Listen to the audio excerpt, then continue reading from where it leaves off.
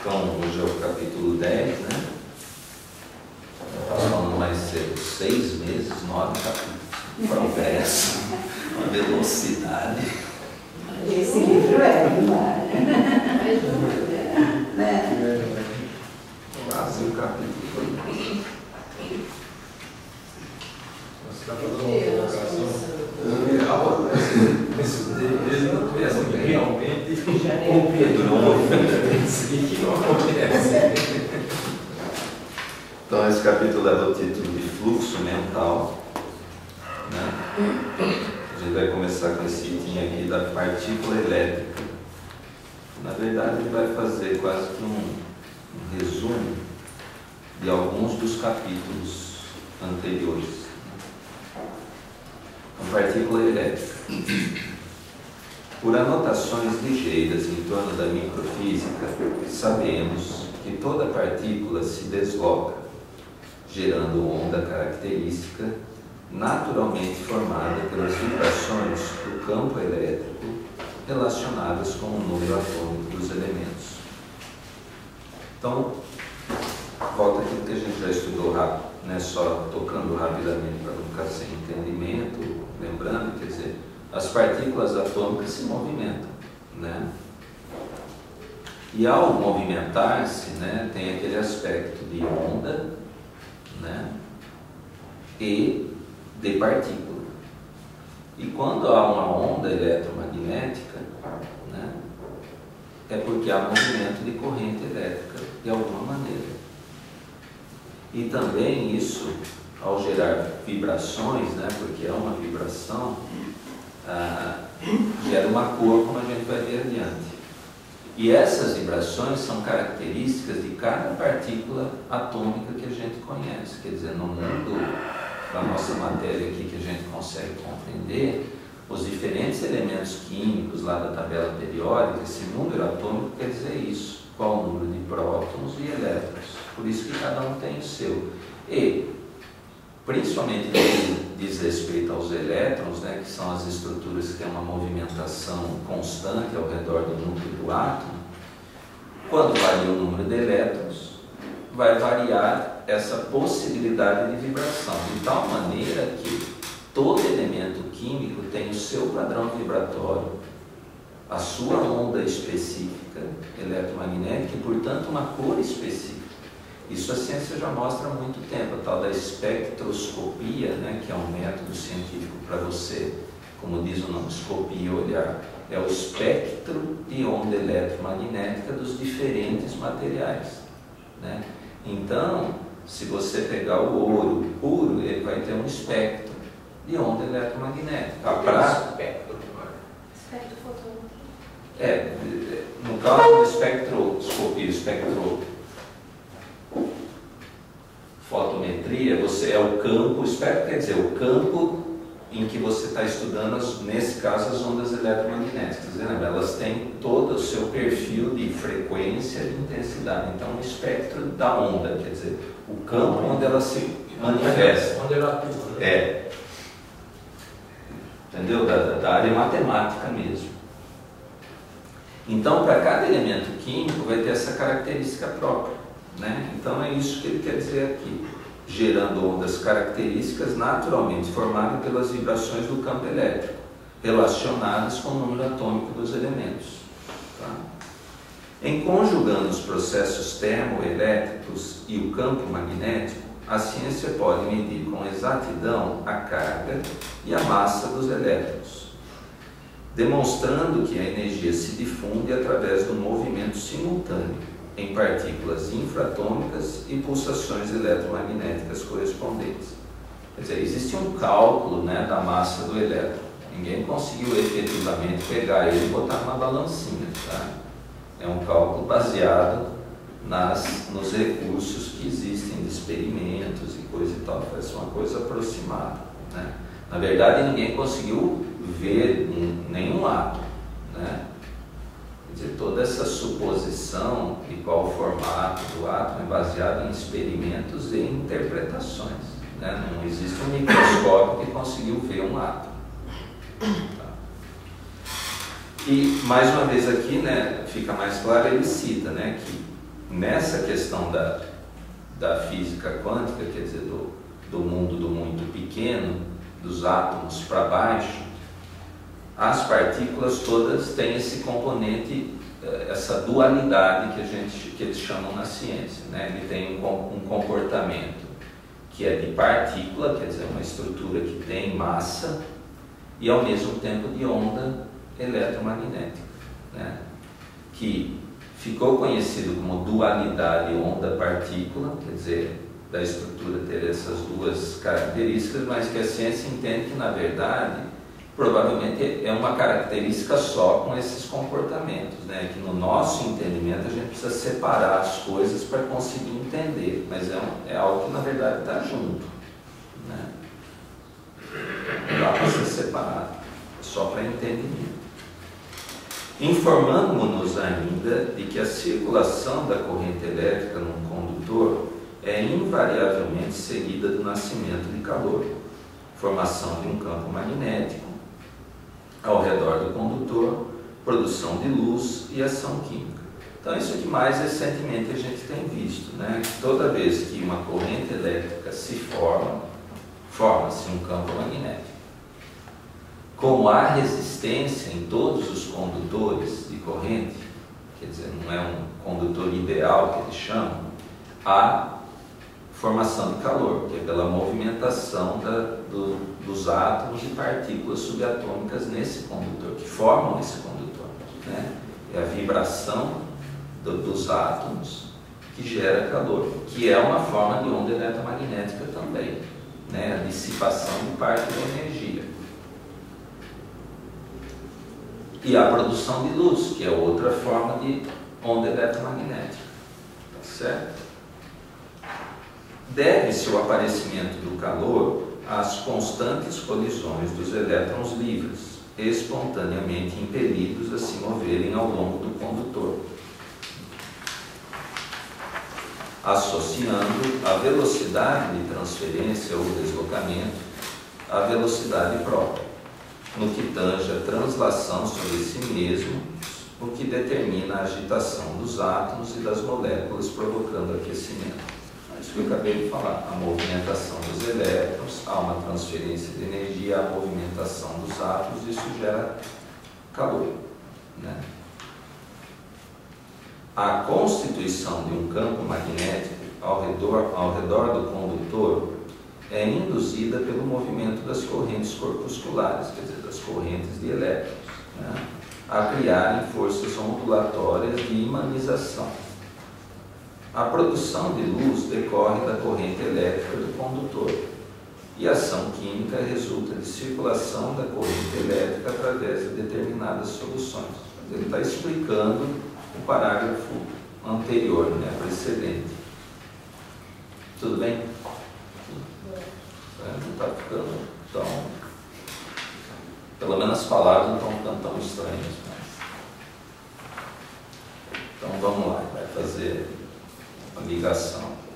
Em identidade de circunstâncias, apesar da diversidade dos processos, toda partícula da corrente mental, nascida das emoções e desejos recônditos do espírito, através dos fenômenos íntimos e profundos da consciência, cuja estrutura ainda não conseguimos abordar, se desloca, produzindo irradiações eletromagnéticas, cuja frequência varia conforme os estados mentais do emissor, qual acontece na chama, cujos fótons arremessados em todas as direções são constituídos por grânulos de força, cujo poder se revela mais ou menos intenso, segundo a frequência da onda em que se expressam. Então, o que ele está dizendo aqui? A comparação é essa, que o nosso pensamento, né, a corrente mental, tem uma similitude com esses processos. Também por ser uma onda energética, movimenta partículas, cria um campo eletromagnético, né? Gera calor, né? Gera luz, todos esses fenômenos que ele descreve anteriormente. Só que, como isso exatamente ocorre, né, o fenômeno íntimo e profundo da consciência, a gente não consegue ainda compreender. Mas ele deixa entrever que também são elementos da natureza, né? São elementos atômicos, aí só que no campo do pensamento, né? E a frequência, quer dizer, a característica dessa onda mental vai depender também dos mesmos fatores, da frequência da onda, né? Do fluxo, quer dizer, da intensidade da corrente, né? E aí ele compara mais uma vez a história da chama, lá da vela, do clássico exemplo lá do Einstein, que é do campo, né? Quer dizer, que a fonte emissora é a chama, né? Mas aí você tem o campo de ação dessa chama, que um deles é a luz, até onde ele alcança. A luminosidade é um campo. Outro campo é o calor, que a chama gera, é um campo diferente, né? Com alcance diferente, mas que em teoria ele se propagaria ao infinito, né? Só que depende as características do campo, da intensidade do foco que originou ele. Então é isso que ele quer dizer, cujos fótons arremessados em todas as direções são constituídos por grânulos de força, cujo poder se revela mais ou menos intenso segundo a frequência da onda em que se expressa. Sim. Então, toda partícula de corrente mental produz irradiações eletromagnéticas. Isso seria um dos mecanismos para fazer brilhar nossa luz? Ele vai discutir um pouquinho adiante, mas sim, quer dizer, a tal da aura, né, que vai ter o campo da aura, é o último item. Eu estava lendo até por outros assuntos, a aura é uma associação disso, todo ser vivo tem uma aura. Porque se ele é composto por elementos atômicos, né, moléculas, átomos e tudo mais, ele vai ter um padrão de vibração que gera uma onda eletromagnética. A combinação de todas essas diferentes ondas tem um aspecto de um halo energético, né? Agora, em nós, nos espíritos, então, meu corpo físico, ele gera uma onda. Até que você tem hoje aparelhos que medem isso. Tanto o calor do nosso corpo são ondas eletromagnéticas, né? Também já li lá no Stephen Hawking, ele dizendo que já foi medindo até em ultravioleta a intensidade do quanto a gente emite de ondas eletromagnéticas. Então se vê, tem todas essas características. Bom, e tem até algumas delas já como para ser medidas. E isso é típico do elemento físico, né? Mas no nosso isso se acrescenta do pensamento. Então a aura é compreendida como a associação dessas duas coisas, do halo energético formado pela movimentação atômica do nosso espírito, perispírito, e corpo físico quando encarnados, ou só perispírito quando desencarnados, acrescido vamos dizer, da permeação do nosso pensamento através desses elementos. Emoções, sentimentos. Exato. Então o pensamento determina, essa é a grande diferença entre nós, do ponto de vista de halo energético em relação a qualquer outro, a uma planta, a um animal, que nós temos o pensamento contínuo, e isso dá uma característica completamente diferente à nossa alma. Comparando com a chama que o Einstein fala, né? Nosso pensamento e sentimento, e esse campo também se propaga ao infinito pelo fluido cósmico universal.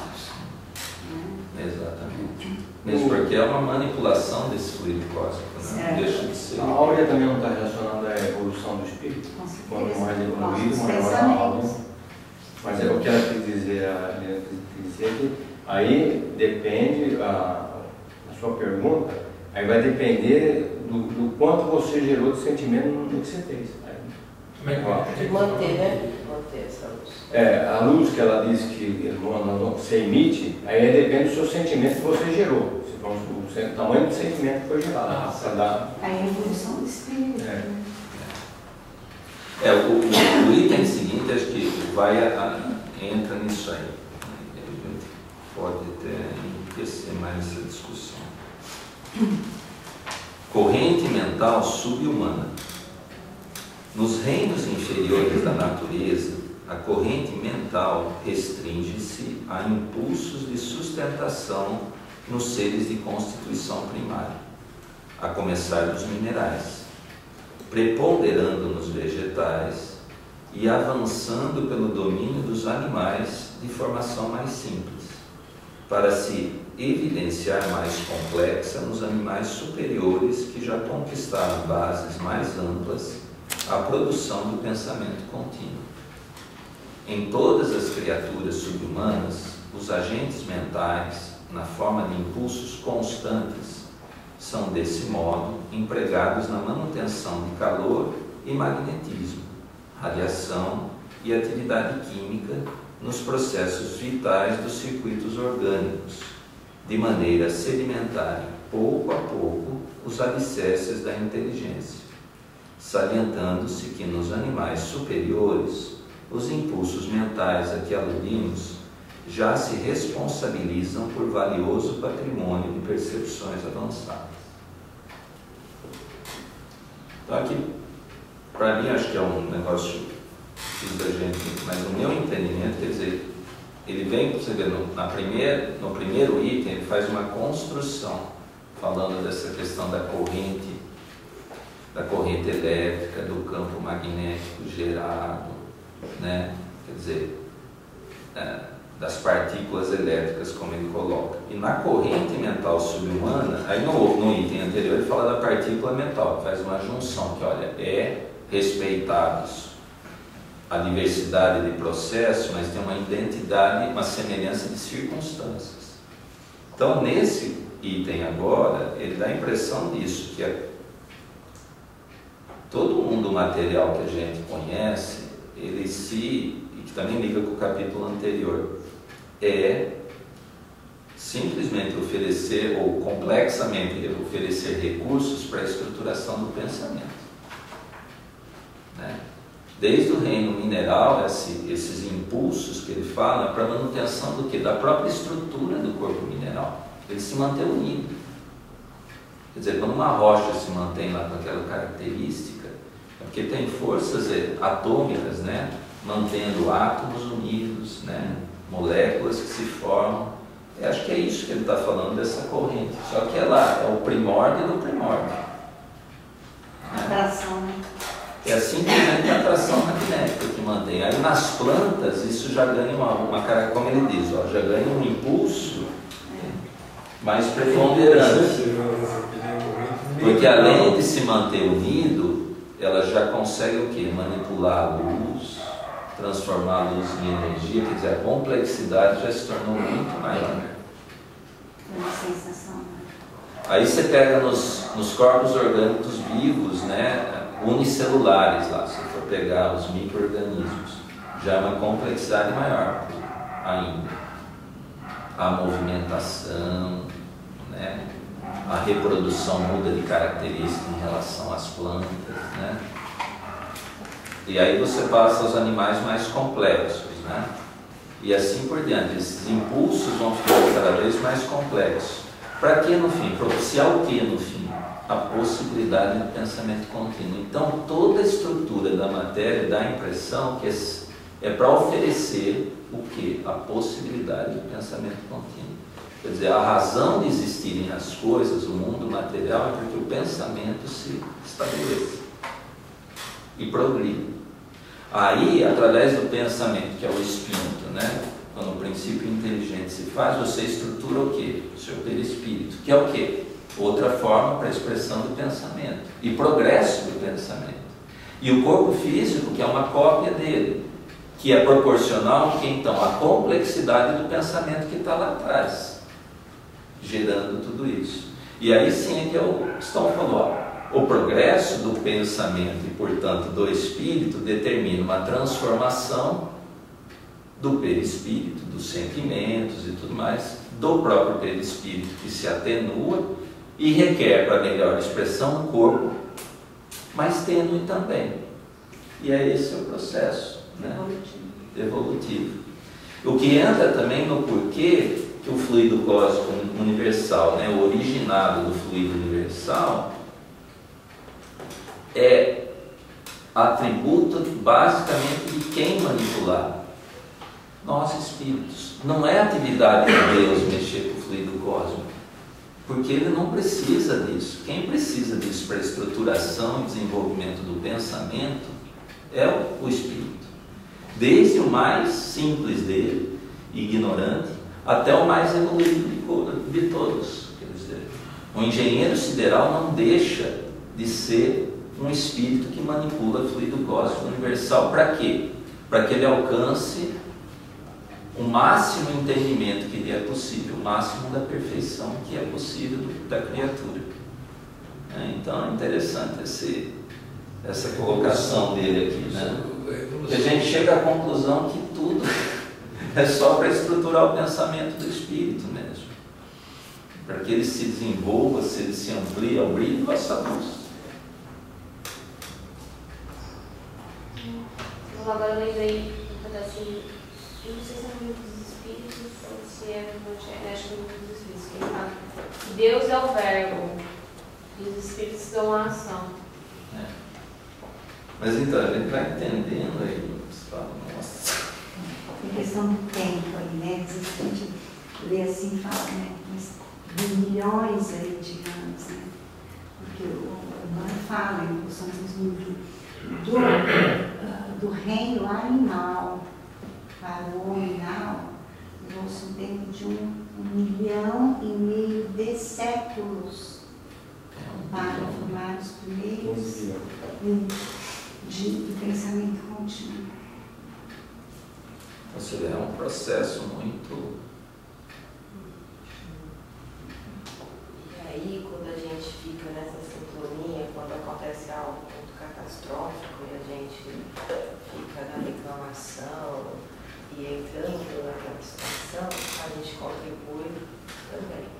Porque aquilo que nos choca, a gente deveria ter um outro olhar, né? Para não piorar essa psicosfera do planeta. A harmonia, né?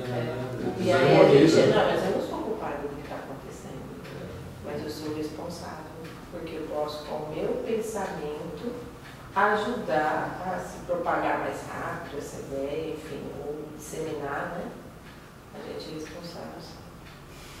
Imagine a evolução do princípio inteligente até chegar nessa fase, passando por todo esse estado de evolução.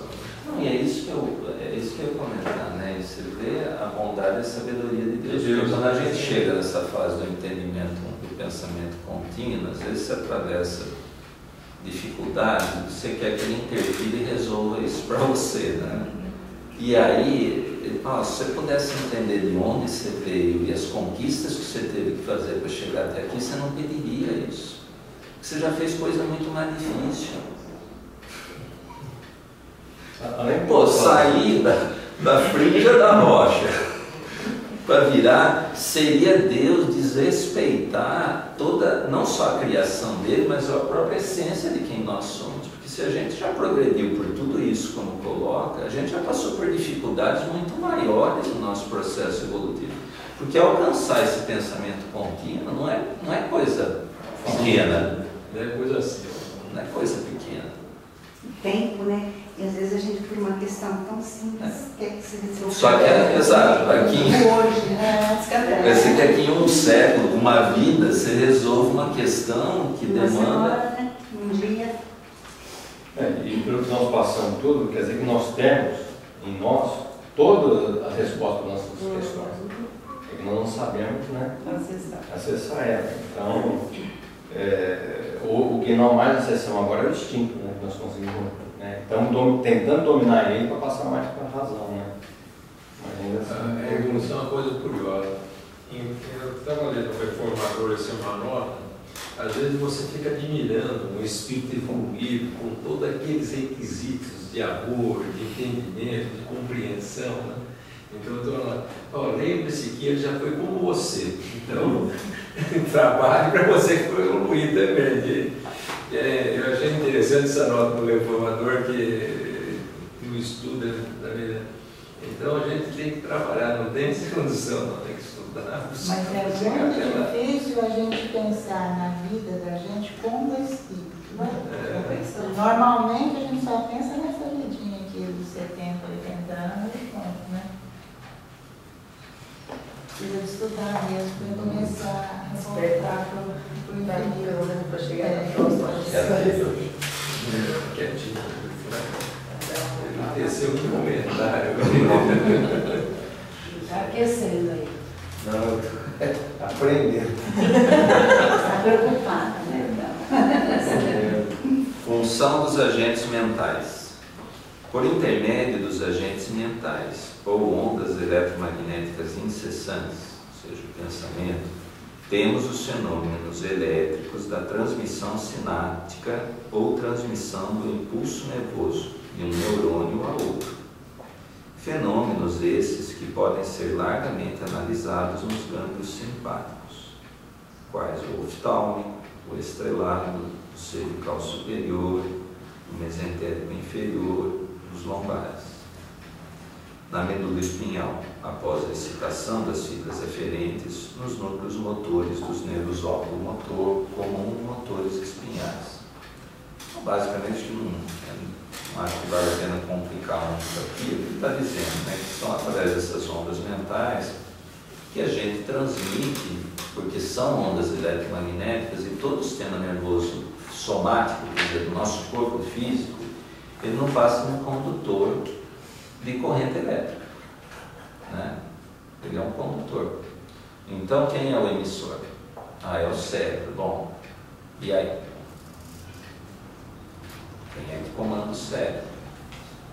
É o pensamento. E quem comanda o pensamento? Essa condução. Ele está falando aqui do sistema nervoso, que é chamado autônomo, né? Que não é esses gânglios que ele fala simpáticos, ele não fala dos parasimpáticos, mas seriam, são os que comandam, por exemplo, batimento cardíaco, pressão arterial, movimentação do intestino e assim por diante. Quer dizer, batimento cardíaco não é uma coisa que a gente pensa para comandar. Então entra nessa no parágrafo anterior de todas essas conquistas que foram feitas e passaram para o automatismo, né? Mas não deixam de ter um comando, né? Porque são ondas eletromagnéticas. Então se vê algo que o espírito faz através do perispírito, que ele conquistou ao longo de milhões e bilhões de anos e que se tornou um automatismo já. Não precisa pensar mais para comandar o seu coração, para essas conquistas. Mas não deixa, eu acho que o que ele quer colocar é isso. Olha, embora não esteja mais no campo da consciência nossa, quer dizer, a gente não pensa como aqui, ó, vou fletir meu braço, eu vou falar, não deixa de estar sob o comando do espírito, através do seu perispírito, né? Podemos ainda verificar essa ocorrência nos neurônios motores espinhais, valendo-nos de eletrólitos intracelulares, inibindo, controlando, libertando ou distribuindo a força nervosa ou os potenciais eletromagnéticos acumulados pelos impulsos mentais nas províncias celulares, surpreendemos a coordenação dos estímulos diversos, mantenedores do equilíbrio orgânico, através da ação conduzida dos vários mediadores químicos, de que as células se fazem os fabricantes e distribuidores essenciais. Então ele faz uma última conexão. Lembra lá no primeiro item que ele fala inclusive dos agentes químicos que produzem corrente elétrica? Dentro da gente isso acontece, né? Quando o nosso impulso mental leva no neurônio a transmitir uma corrente elétrica lá pelo axônio, quando chega numa fibra muscular, o que é liberado é uma substância química que estimula, né? Então é todo esse... Então tem uma razão lá atrás para ele ter colocado tudo aquilo, ele vai fechando isso, né? E aqui que eu falo, no capítulo anterior, embora são essas sutilezas dos capítulos psicografados pelo Chico que chama atenção, que isso foi pelo Chico. Sabe, de fechar, você vê que o médium não interfere tanto, né? Ou tem dentro de si uma bagagem de conhecimento. Isso aí. Acho que são os dois, Tem né? uma bagagem de conhecimento claro que colocar dessa forma que você está falando. Acho que são os dois, ele não interfere e ele tem. Já tem conhecimento. O menos interfere. Ou contribui, às vezes, né? Positivamente, né? Porque a gente pensa sempre na interferência num lado negativo, né? Da medida. E às vezes a interferência, dependendo da estatura do médium, né? Moral, pode ser positiva. Né? Corrente mental humana. No homem, a corrente mental assume feição mais elevada e complexa. No cérebro humano, gabinete da alma erguida a estágios mais nobres na senda evolutiva, ela não se exprime tão só à maneira de impulso necessário à sustentação dos circuitos orgânicos, com base na nutrição e reprodução. É pensamento contínuo, fluxo energético incessante, revestido de poder criador e inimaginável. Quer dizer, o cérebro não se restringe no ser humano a uma estrutura apenas para a manutenção da vida orgânica, mas que o pensamento tem um componente muito mais complexo, né? Que por ser contínuo o fluxo energético incessante, ele cria a todo instante. Né? Nasce das profundezas da mente em circunstâncias por agora inacessíveis ao nosso conhecimento, porque em verdade a criatura pensando cria sobre a criação o pensamento concreto do Criador. Fica meio explicado aí, quer dizer, ao pensar a gente manipula o fluido cósmico universal, que é oriundo do fluido universal, que é a criação de Deus. Né? Então a gente cocria, né? Em cima da argamassa que Deus nos oferece, a gente decide o que fazer. Né? Por isso que até há uns meses atrás, conversando com cada um, a gente chega à conclusão que o mal não existe.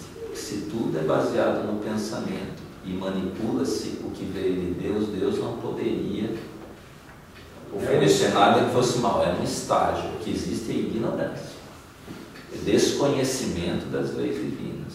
Mas o mal verdadeiramente não existe, por definição. Está no Evangelho.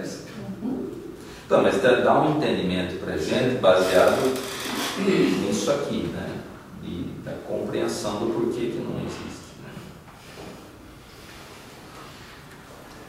E, após nascida, ei-la a corrente mental, que se espraia sobre o cosmos celular em que se manifesta, mantendo a fábrica admirável das unidades orgânicas, através da inervação visceral e da inervação somática, a se constituírem pelo arco reflexo espinhal, bem como pelos centros e vias de coordenação superiores.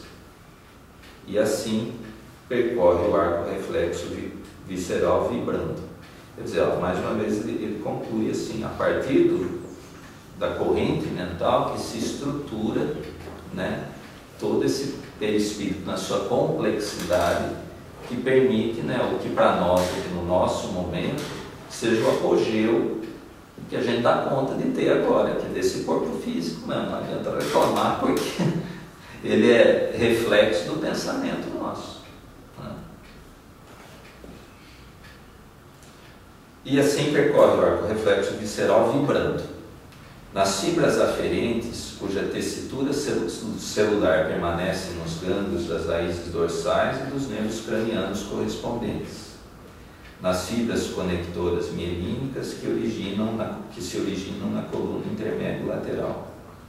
Nas fibras motoras originadas nos neurônios ganglionares e que terminam nos efetores ou fibras pós-ganglionares. Então, mas eu acho que ele só está aqui descrevendo com maior detalhes essa complexidade do pensamento e da coordenação que ele leva de todo o corpo humano, né?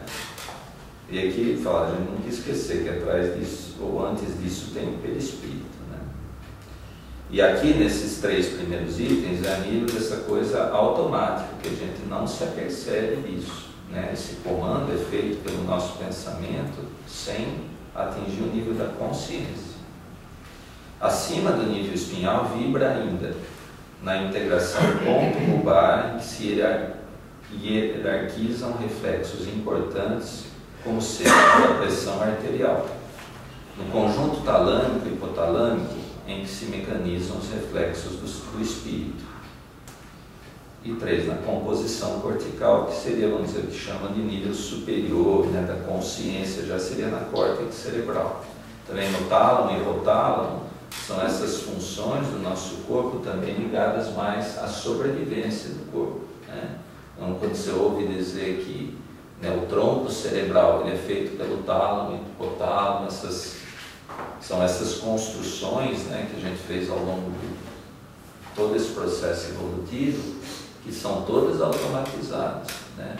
Por isso que é possível, no estado de coma, você ter perda da função cortical, quer dizer, já não há mais um acesso, pelo menos a nível do corpo físico, da consciência, mas o coração continua a bater, ela está em morte cerebral. Morte cerebral é morte cortical, né? Quer dizer, a parte cortical que depende desse comando nosso, da consciência, não está mais atuando, mas o tronco cerebral que mantém essa coisa da pressão, do batimento cardíaco, da produção de calor, que é o automático, permanece. E aí leva a gente a pensar a tal da história, não, se permanece e está sob o comando do pensamento do espírito, a morte realmente já ocorreu? Não ocorreu, né? Então, é um negócio para a gente ir Se não pensando. ocorrer, você não pode ver um transplante. Então, porque para a nossa cultura é considerado que quando a perda do cortical é considerado morte, né? Para o asiático, o japonês não. O japonês só doa o órgão quando a parada do coração. Por isso que para eles é meio complicado a coisa. Porque... Não que eu acho que o aspecto físico seja o mais importante, é questionamento moral aqui, né? Não, mas o aspecto físico desse tem uma responsabilidade. Sei, eu não estou dizendo que está errado. Não, Estou não, questionando. só, eu estou dizendo que nem só transplante de coração, tem que esperar o coração parar para doar para outra pessoa? Pelo menos até a época que eu fazia era um problema sério.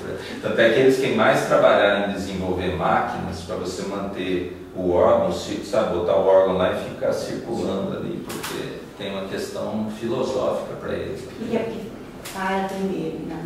Morte física, o cerebral ou coração?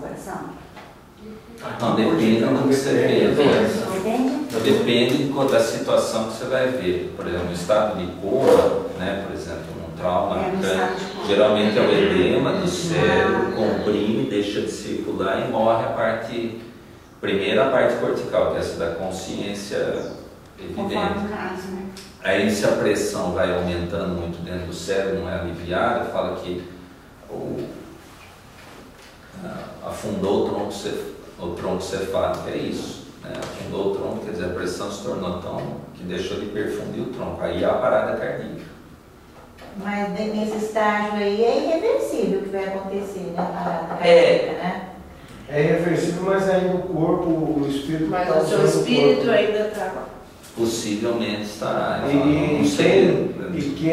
quem é capaz de falar que não há necessidade daquele espírito passar por aquela situação para reflexão também? Então é uma coisa que o Marco está falando, eu acho que é uma coisa muito simples, mas a gente complica demais. Porque se tem espírito ali, deixa quieto. Né?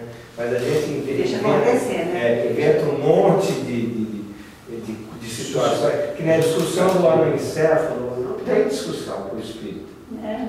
Não tem. Não tem ficar, tem espírito, reencarnou, acabou. Então a gente quer arrumar um monte de situações para justificar uma coisa que na realidade é um sentimento que a gente tem, não que Está por detrás, né? Não que... Ô Mário, vou fazer uma pergunta agora. Normalmente, como a gente tem visto em hospitais, enfermeira tomar posições agora, porque acha que o cara está sofrendo muito e acaba desligando o aparelho, faz um monte de coisa, e a pessoa realmente vem O aparecer. filho está retirada de órgão, gente morta, encefálica. É, um exemplo. Isso aqui nos Estados Unidos ou aqui no Brasil? Aqui no Brasil. Um exemplo Não, aí foi esse tudo de do acordo japonês aí. com a lei, como ela De é. acordo com o procedimento. O procedimento, mas é um procedimento. Um exemplo é desse japonês que veio que a mulher assassinou ele, mas quando ela foi decepar ele, ele tinha vida ainda. Não, A levar ele dar um tiro, ele tinha morte cerebral, mas ele estava ainda vivo. O japonês que aconteceu isso aí, né? Ele estava vivo, né? Apesar de ter levado um tiro na cabeça, sabe? Ele estava vivo. Ele tinha vida, essa vida vegetativa, mas ele, quando ela... Na verdade, para nós isso é muito simples, né? Para nós, enquanto o perispírito está ligado ao corpo físico, tem vida. Segundo a descrição, só é isso, né? Agora, também por outro lado, a gente não pode esquecer o seguinte, é a condição do nosso entendimento, né? E tem a questão também tem a atenuante da ignorância. Não pode afirmar assim que o corpo tinha vida, porque não sabe, né? A gente pode produzir, né, assim, entre aspas também, a ligação do perispírito ao corpo físico presente ali, né? Por uma questão do tempo também, né? E outra, né, assim, mesmo nessas situações de doação, vamos dizer que é o que mais preocupa para a gente, não pode esquecer que, em última análise, nenhuma folha cai de uma árvore sem que Deus permita, né? Então, eu acho que talvez entra nessa história de que o mal não existe, existe ignorância. Talvez a gente ainda precise de mais tempo, certamente, para compreender melhor esse mecanismo, mas não é cedo para a gente começar a pensar, né, pelo menos, no que isso significa. É porque aqui nós vemos a função dos agentes elementares. O espírito ele tem esses agentes, né? Que ele, através desses agentes ele mantém o corpo autônomo, né? Respiração, né? Batimento cardíaco, essas coisas. Então, quando você ocorre uma morte, uma coisa cerebral, ainda o espírito estando ligado ao corpo ainda, é que nem o Renan falou, não há morte ainda. Desligamento do espírito, ainda você tem que respeitar. Não bota a culpa, não. Não, ele está momentando. Porque a gente. Morreu a morte do cérebro, então você já vai. Exato. Eu acho que, do meu ponto de vista, agora a gente estudando, eu acho que somente você pode contrastar a morte após o desligamento do perispírito. A parada é cardíaca. Não há batimento cardíaco, não há pressão.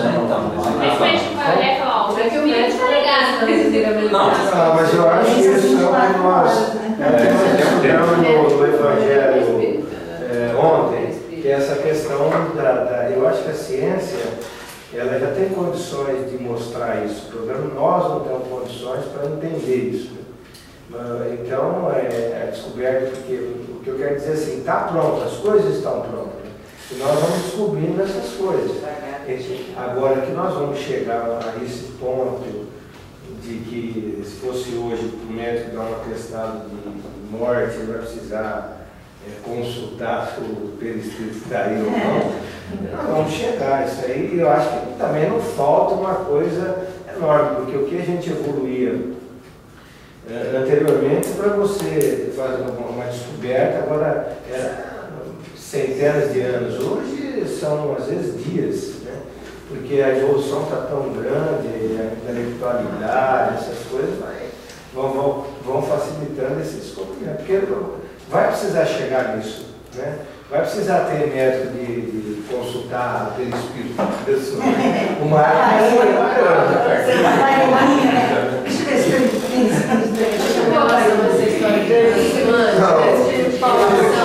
uma radiografia do perispírito e traz.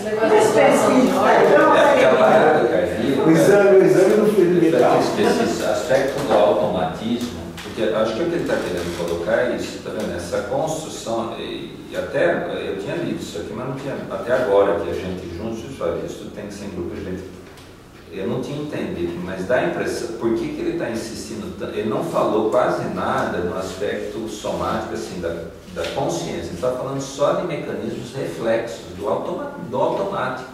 Então ele veio lá e falou, olha, é uma conquista do espírito, essa tal dessa corrente mental, do pensamento. Por que ele fica nesse campo vegetativo que a gente chama? voltar lá atrás, o que ele fala, quem tem olhos de ouvir, que veja. Né? Mas eu acho que é a mensagem que ele está querendo colocar isso, que a gente precisa pensar na vida como... E aí chega a história da parada cardíaca, por quê? Porque não é o coração que parou. O cérebro que deixou de incomodar o coração e, por tabela, o pensamento, a corrente mental do espírito deixou de incomodar, porque ele se afastou de lá. Exatamente por isso. Porque o perispírito se afastou, porque é através do perispírito que o pensamento do espírito se expressa no corpo. Mesmo nesse campo automático, se ele deixou de estimular o coração, porque o perispírito não está mais lá. Porque eu gostei muito disso que você trouxe, eu nunca tinha pensado nisso, que esse automatismo, na verdade, é uma conquista. A gente fala automático, dá a impressão que não tem a nossa participação. Mas é uma conquista. Assim, eu fiquei pensando, será que um dia a paciência vai ser o automatismo na minha vida? Eu vou deixar ela transformar numa conquista, eu vou ter paciência com isso. Por isso que a gente diz que Jesus não perdoa. Aí dá para você entender, olha, ele não precisa perdoar, porque é automático. Né? Assim, é uma conquista do espírito dele. Ele não se ofende para precisar perdoar. Só precisa perdoar quem se sente ofendido. Mário, a gente explica, né? Porque que Jesus chegou, viu Lázaro e diz: levanta-te, Lázaro. Ele percebeu que ainda havia ligações do perispírito. Mas ali tinha um médico por excelência. O cidadão falou, ele já fazia. Isso para a gente entender, né? Ele viu o perispírito. Ele já deu o perispírito. Já viu o perispírito. Aquele atendimento fraterno, foi a primeira vez que eu vi um conceito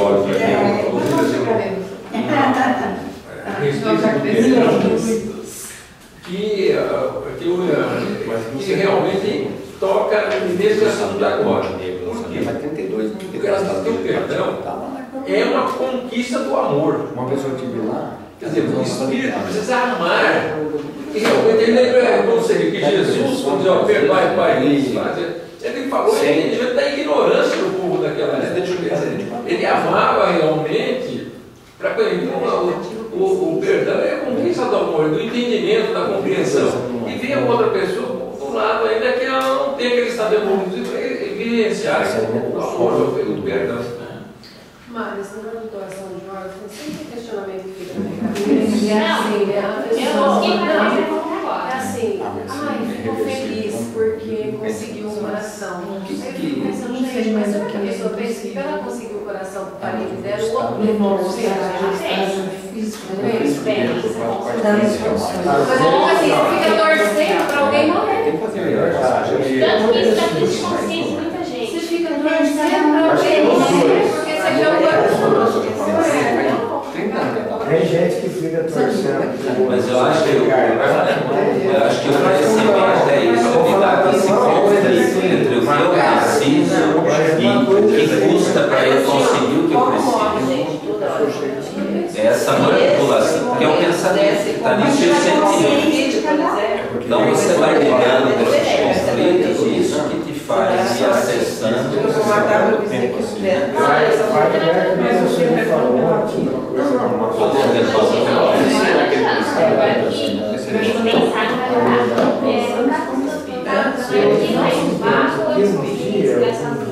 Eu fico pensando todos que ele fez.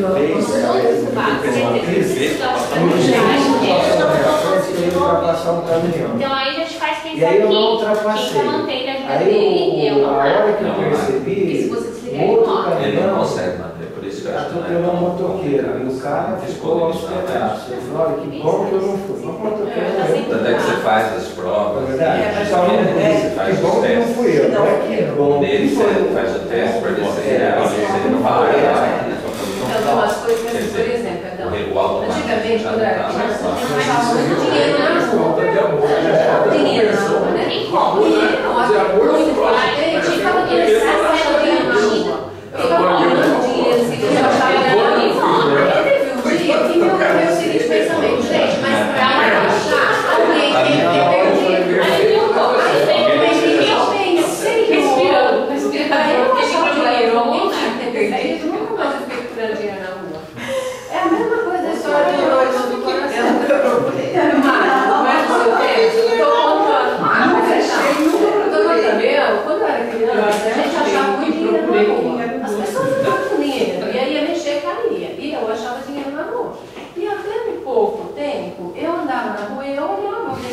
dinheiro. Isso foi da infância, viu? Sim, mas até um dia em que me ocorreu pensar assim, bom, mas para eu achar, alguém tem que perder. Eu não procurei mais dinheiro na rua. Eu fiquei torcendo pro outro perder para eu achar dinheiro. Parecia que caía do céu, entendeu? Na medida em que você pensa que o outro é exato para que você se beneficie, aí mas vai mais além disso. Porque a lei da economia é assim, para que alguém ganhe, alguém você está ganhando. Mas mudou a sua consciência. Então, em questão do coração, também de receber, do perder, depende do nível de consciência da pessoa também, não é? Torcer para o próprio.